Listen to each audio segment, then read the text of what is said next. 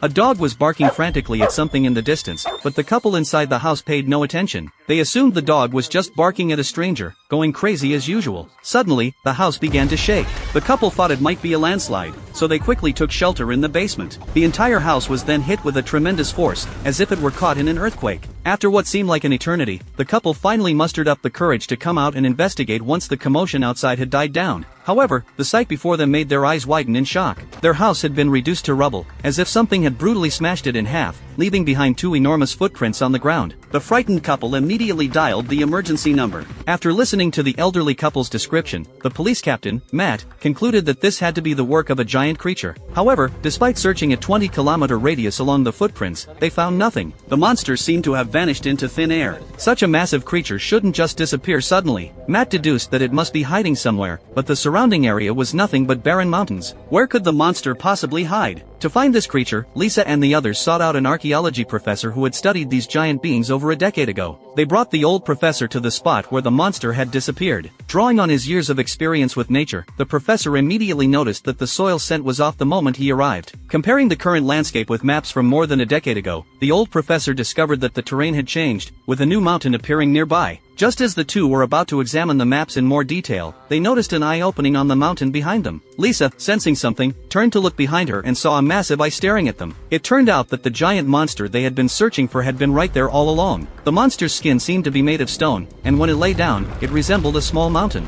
That's why Matt and the others couldn't find this giant beast. Lisa and the professor watched in disbelief as the mountain before them slowly transformed into a colossal mountain troll. Fearing an attack from the giant creature, the group immediately boarded a helicopter. However, compared to the giant troll, the helicopter was smaller than even its footprint. This is a very entertaining Norwegian movie called Troll.